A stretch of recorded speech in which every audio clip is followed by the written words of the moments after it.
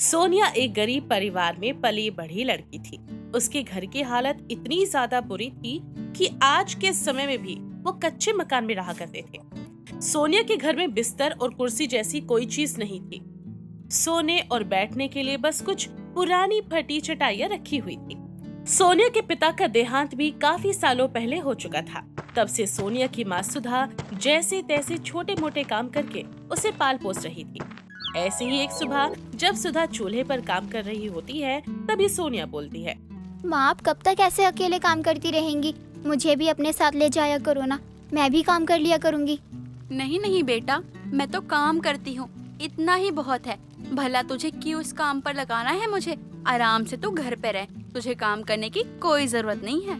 पर माँ, अब गर्मी भी तो आ रही है। हर साल गर्मियों में हमें कितना तड़पना पड़ता है गर्मी में। अगर दोनों मिलकर काम करेंगे तो एक अच्छा सा पंखा भी ले लेंगे। कोई बात नहीं, पंखा भी ले लेंगे, पर तुझे काम करने की जरूरत नहीं है। और दोबारा ये काम करने वाली बात बिल्कुल मत कहना। सुधा की बात सुनकर सोनिया चुप हो जाती है और कुछ नहीं कहती। दिन गुजरते जाते हैं। अब गर्मी बहुत ही ज्यादा बढ़ने लगी थी। ऐसे में बिना पंखे के घर में रहना बड़ा मुश्किल था। दिन तो जैसे तैसे कट जाता था। हवा चल जाया करती थी, दोनों माँ बेटी उसमें बैठ जाया करती। लेकिन रात को गर्मी और मच्छरों के बीच में सोना बहुत ही ज्यादा मुश्किल था। फिर भी जैसे तैसे करके दोनों माँ बेटी अपना जीवन बिता रही थी। ऐसे एक दिन जब सोनिया अपने घर पर बैठी होती है, तब उसके कानों में एक घंटी की आवाज आती है। सोनिया खुशी से खुद से बोलती है, आइसक्रीम वाला आ गया। आज तो मैं भी आइसक्रीम खाऊंगी। आज तो मेरे पास पैसे भी हैं। गर्मियों में मुझे बस एक आइसक्रीम वाले का ही इंतजार रहता है। इससे पहले कि वो चला जाए, जल्दी से बाहर जाती हूँ और आइसक्रीम ले लेती हूँ।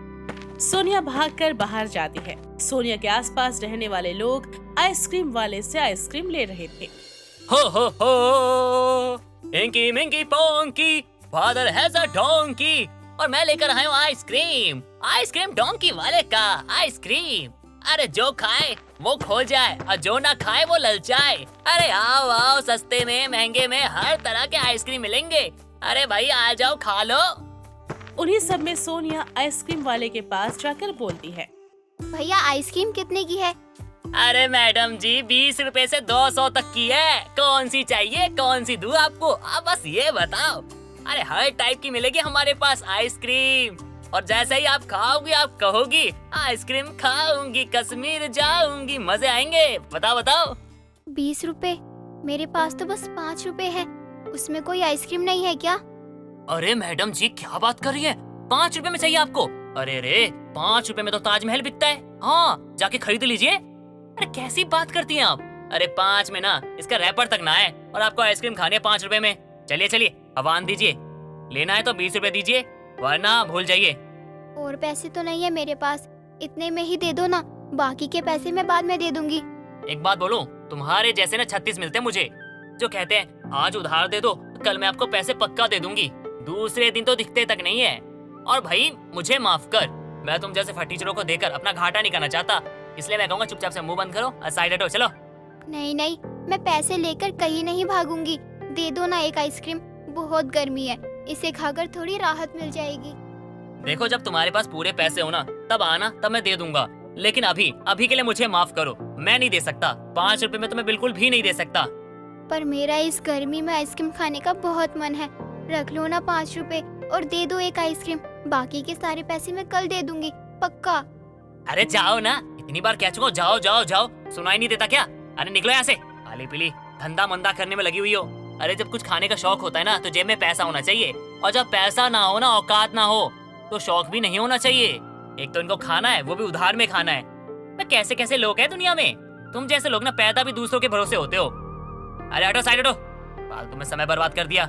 ऐसे ही आइसक्रीम वाला सभी के सामने सोनिया की बेइज्जती कर देता है। बेचारी सोनिया उदास होकर अपने घर पर आती है। शाम को जब सुधा आती है तो वो देखती है कि सोनिया बहुत उदास बैठी है। अपनी बेटी को ऐसे उदास देखकर सुधा उससे बोलती है, क्या बात है सोनिया, तू इतना उदास क्यों है बेटा? कुछ हुआ है क्या? आज आइसक्रीम वाला आया था माँ, और मेरा आइसक्रीम खाने का बहुत मन कर रहा था। लेकिन मेरे पास बस 5 रुपए थे और मुझे आइसक्रीम नहीं मिली। बेटा मुझे माफ कर दे, मेरे पास इतने पैसे नहीं होते कि मैं तुझे आइसक्रीम के लिए पैसे दे सकूं। ये 5 रुपए भी बड़ी मुश्किल से बचाए थे। वही तुझे दे दिए थे। माँ, आपने तो मुझे पैसे दिए थे, लेकिन अगर 5 रुपए में कोई आइसक्रीम नहीं आती तो भला इसमें आपकी क्या गलती है? कभी कभी कुछ चीज हम गरीबों के नसीब में नहीं लिखी होती है बेटा, फिर चाहे खाने की हो या किसी जरूरत की। पर माँ, मैं गर्मियों में आइसक्रीम खाना चाहती हूँ, मेरा बहुत मन है।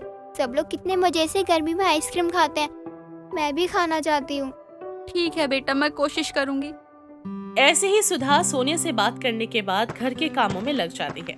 दिन गुजरते जाते हैं, लेकिन अभी भी सोनिया की गर्मियों में आइसक्रीम खाने की इच्छा पूरी नहीं हुई थी।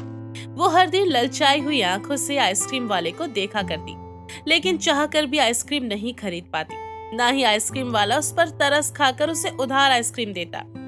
ऐसे ही एक दोपहर जब सोनिया आइसक्रीम वाले को सभी लोगों को आइसक्रीम देते हुए देख रही थी, तभी सोनिया के पड़ोस में रहने वाली कोमल नाम की लड़की अपने हाथों में आइसक्रीम लिए सोनिया के पास आती है और बोलती है, क्या हुआ? मुंह में पानी आ रहा है आइसक्रीम को देखकर। नहीं नहीं, ऐसी कोई बात नहीं है, मैं तो बस ऐसे ही देख रही थी।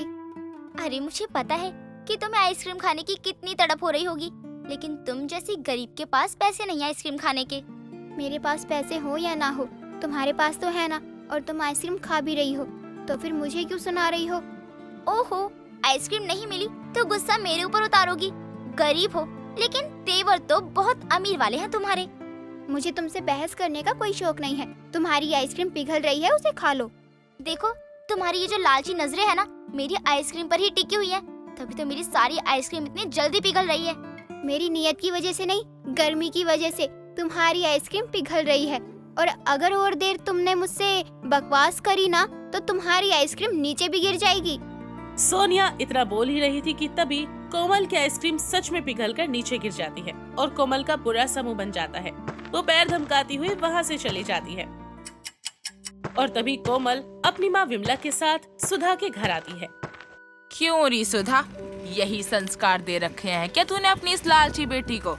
क्या हुआ बहन जी, क्या कर दिया मेरी बेटी ने जो आप इसे ऐसे बोल रही हैं? अरे अरे, ये पूछो कि क्या नहीं किया। अरे मेरी कोमल आराम से आइसक्रीम खा रही थी, लेकिन तेरी लालची भूखी बेटी ने आइसक्रीम खाने के चक्कर में मेरी बेटी की आइसक्रीम पर झपट्टा मारा और उसकी सारी आइसक्रीम नीचे ही गिरा दी। माँ, ये झूठ बोल रही है, मैंने ऐसा कुछ भी नहीं किया। कोमल की आइसक्रीम तो गर्मी की वजह से पिघलकर नीचे गिर गई थी। एक तो चोरी, ऊपर से सीना चोरी, माँ के सामने ही झूठ बोल रही है। छी छी छी छी छी, बड़ी ही बेशरम है रे तू। देखिए, अगर मेरी बेटी बोल रही है कि उसने ऐसा नहीं किया है तो उसने वैसा नहीं किया होगा। ये कभी झूठ नहीं बोलती है। अच्छा, तो हम झूठ बोल रहे हैं? मेरी बेटी झूठ बोल रही है? तुम जैसे गरीबों की नियत में ही खोट होती है। खुद के सपने तो पूरे नहीं होते, दूसरों के मुंह का भी निवाला छीनने में लगे रहते हो। अरे इतना ही लालच भरा है ना आइसक्रीम खाने का, तो पैसे जोड़कर आइसक्रीम खा ले। हम जैसे लोगों की आइसक्रीम पर बुरी नजर मत डाल। ऐसे ही सुधा और सोनिया को खरी खोटी सुनाने के बाद विमला कोमल को लेकर वहाँ से चली जाती है और सोनिया रोते हुए अपनी माँ से कहती है, माँ, मैं सच कह रही हूँ, मैंने ऐसा कुछ भी नहीं किया। मैं तो बस आराम से बैठी थी, कोमल ही आकर मुझसे बहस कर रही थी। तुझे कुछ कहने की जरूरत नहीं है बेटा, मैं सब जानती हूँ। लोगों को तो बस गरीबों को नीचा दिखाने के लिए उनके ऊपर हुक्म जमाना आता है और उन्हें बस सुनाने का मौका चाहिए होता है। अब से चाहे आइसक्रीम वाला आए चाहे ना आए, मैं बाहर ही नहीं जाया करूँगी, घर में ही बैठा करूँगी। मुझे ऐसी कोई चीज नहीं खानी है जिसके लिए कोई आकर आपको और मुझे सुनाकर चला जाए। इतना कहकर सोनिया वहाँ से चली जाती है, लेकिन सुधा को अपनी बेटी की ऐसी हालत देखकर बहुत बुरा लगता है। छोटी ही सही, लेकिन सोनिया की इच्छा को सुधा पूरा नहीं कर सकती थी। दिन गुजरते जाते हैं, गर्मी अब और भी ज्यादा बढ़ने लगी थी। हर दिन आइसक्रीम वाले का आना जाना गली में ऐसे ही चलता रहा, लेकिन सोनिया अपनी इच्छाओं पर काबू पाकर अपने घर में बैठी रहती और बिल्कुल भी बाहर नहीं जाती। ऐसे ही एक शाम जब सुधा घर आती है तो उसके हाथों में काफी सारा सामान होता है, जिसे देखकर सोनिया बोलती है, अरे माँ, ये सब क्या है? इतना सारा सामान आप कहाँ से लेकर आ रही हैं? अरे बेटा, मैं जिनके लिए काम करती हूँ ना, वो 2-3 दिन के लिए बाहर गए हैं, तो उन्होंने ये दूध, फल और बाकी ये सारी चीजें हमें दी है ताकि वो खराब ना हो जाए। अच्छा ठीक है, थोड़ा बाहर टहलने के लिए जा रही हूँ, आप तब तक घर में आराम कर लीजिए। ठीक है बेटा, चली जा, पर जल्दी वापस आ जाना। ठीक है माँ। इतना कहकर सोनिया घर के बाहर चली जाती है और सुधा अपने लाए द्वारा सामान को देखने लगती है और देखते ही देखते उसके दिमाग में एक तरकीब आती है और वो खुद से बोलती है, क्यों ना मैं इस दूध और इन फलों से अपनी बेटी के लिए आइसक्रीम बना दूं। इन गर्मियों में वैसे भी उसकी आइसक्रीम खाने की इच्छा है और मैं खुद की कमाई के पैसों से तो उसके लिए कुछ ला नहीं सकती। इससे अच्छा है कि मैं अपनी बेटी को बना के आइसक्रीम खिला दूं। इतना कहकर सुधा जरूरत का सामान लेकर और दूध का एक भिगोना लेकर आती है और उसमें अपने द्वारा लाए गए सारे फलों को छोटे छोटे करके उसमें मिला देती है और चीनी का घोल डाल देती है। जिसके बाद वो पड़ोस में रहने वाली काकी के यहाँ उस बर्तन को फ्रिज में रखवा देती है। रात के समय खाना खाने के बाद सुधा सोनिया से बोलती है, सोनिया बेटा, आइसक्रीम खानी है? झूठ से परे माँ, खानी तो है, लेकिन खाएंगे कैसे? अगर मैं कहूँ कि मैंने तेरे लिए आइसक्रीम बनाई है तो? ऐसे कैसे हो सकता है माँ? आइसक्रीम बनाने के लिए फ्रिज भी तो होनी चाहिए, हमारे पास तो वो भी नहीं है। उसकी चिंता तू क्यों करती है? तू थोड़ी देर रुक, मैं अभी तेरे लिए कुछ लेकर आती हूँ। इतना कहकर सुधा काकी के घर जाती है और अपना भिगोना उनके फ्रिज से निकलवा कर ले आती है और लाकर ठंडे ठंडे भिगोने में जमी हुई आइसक्रीम को सोनिया के हाथों पर रखती है और बोलती है, ये ले बेटा और जा, जी भर के आइसक्रीम खा ले। ये कैसी आइसक्रीम है माँ? और आपको आइसक्रीम मिली कैसे? कहाँ से आई ये? वो जो सुबह सामान लेकर आई थी ना, उसी से जोड़ तोड़ के मैंने तेरे लिए आइसक्रीम बनाई है। तू खा कर देख और बता कैसी बनी है। ये तो बहुत अच्छी है माँ, सच में बहुत बहुत ज्यादा अच्छी।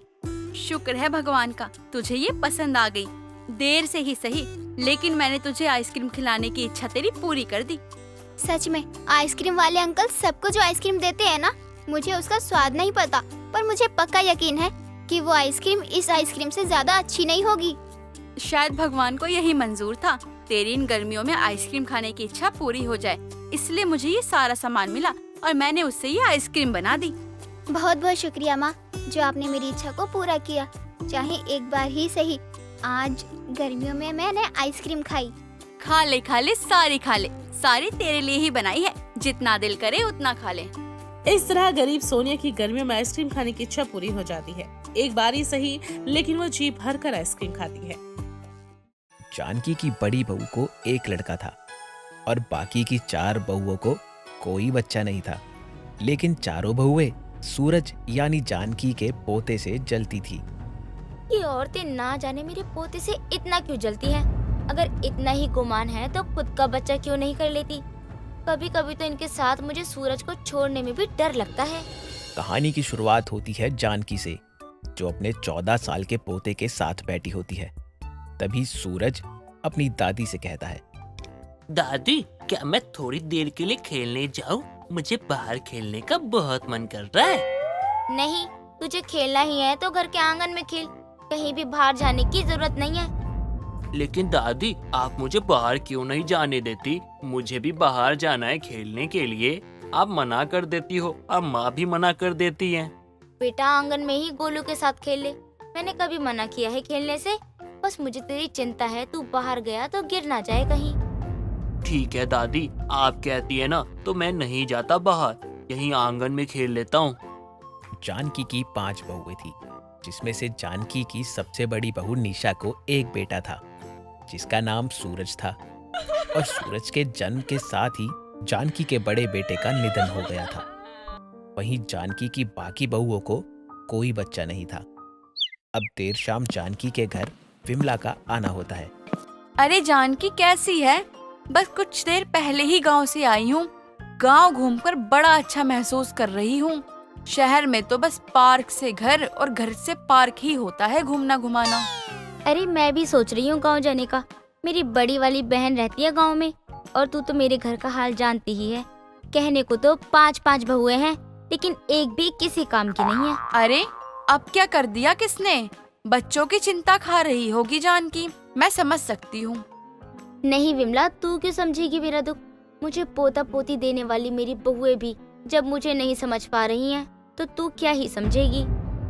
मुझे भी लग रहा है कहीं तेरी बहुओं पर किसी ने नजर गुजर तो नहीं कर दिया। भगवान जाने क्या है इनके मन में। बड़ी वाली ने तो मुझे पोते का सुख दिया, लेकिन सूरज के जन्म होते ही मेरा बेटा चल बसा। उसका दुख दर्द भी अब तक मेरे अंदर ही है। मैं समझ सकती हूँ जानकी, तू चिंता मत कर, सब कुछ ठीक हो जाएगा। तू ही बता कैसे चिंता ना करूं। दूसरी वाली बांझ है, तीसरी को बच्चा ही नहीं करना है, उसका फिगर खराब हो जाएगा, और चौथी का तो तू जानती ही है, उसका इलाज चल रहा है, और पांचवी में कोई कमी नहीं बता रहे डॉक्टर। तो उन्होंने मेरे छोटे बेटे का टेस्ट किया तो कमी उसमें बता दी। देख विमला, मैं तो कहती हूँ तू कोई झाड़ फूक करवा ले। तेरे घर पर कोई बुरी नजर लगी है, भगवान पे भरोसा रख, सब ठीक हो जाएगा। जानकी की एक बहू बांझ थी और वो जिंदगी भर कोई बच्चा नहीं पैदा कर सकती थी। वहीं दूसरी तरफ जानकी की एक बहू फिगर बनाने में अपनी जिंदगी खराब करने वाली थी, जो बच्चा करना ही नहीं चाहती थी, और एक की कुछ दवाइयां चल रही थी, और बची एक बहू जो सबसे छोटी, जिसको तो वो दोष ही नहीं दे सकती थी। अरे विमला, हमारे समय में तो ना डॉक्टर होते थे, ना हम बच्चा पैदा करने हॉस्पिटल जाया करते थे। बस नर्स के नाम पर दाई ही बच्चे होने पर वहाँ मौजूद होती थी। और अब के समय में लोगों को जितनी फैसिलिटी दी जाती है ना, उतनी ही दिक्कतें जनानियों को भी आ रही हैं। 1 लाख पते की बात कही है तूने जानकी, तू चिंता ना कर, सब ठीक हो जाएगा। महीने में 1-2 बार बहुओं को गंगा स्नान लेकर जाया कर, पूजा पाठ हवन करवाया कर, अब तो सब भगवान के ही हाथों में है। जानकी अपनी बहू के बच्चों के लिए परेशान रहा करती थी, लेकिन जानकी की बहुओं को मानो इन सब से कोई मतलब ही नहीं था। एक रोज जानकी हॉल में बैठी टीवी देख रही होती है कि तभी मुस्कान अपनी सास जानकी से कहती है, माँ जी, क्या आपने बड़ी दीदी को कहा है कि घर में दूध सिर्फ सूरज के लिए आएगा? तो हम यहाँ क्या कर रहे हैं? तुम लोगों का दूध दही खाने का क्या फायदा जब तुम एक बच्चा पैदा नहीं कर पाओ? तो भला मैं तुम पर खर्च करके क्या ही करूँगी? वैसे माँ जी, मुझ में तो माँ बनने के सारे गुण हैं, कमी तो कहीं और ही है। तो खैर, मेरा दूध दही क्यों बंद करवा रही हैं? तुम पांचों के लिए मैंने दूध दही बंद करवाया है। बस इस घर में दूध दही हम दादी पोतों के लिए आया करेगा। माँ जी, आप बेशक दूध दही में कमी कर लीजिए, लेकिन आप अंजू को तो जानती ही हैं, उसके फिगर को मेंटेन रखने के लिए दूध दही कितना जरूरी है। अच्छा ठीक है बहू, तू कहती हो तो दूध दही में कमी नहीं करती। एक काम करती हूँ, बंद ही कर देती हूँ। अब तो खुश हो ना? जानकी अपनी बड़ी बहू की हर बात मानती थी।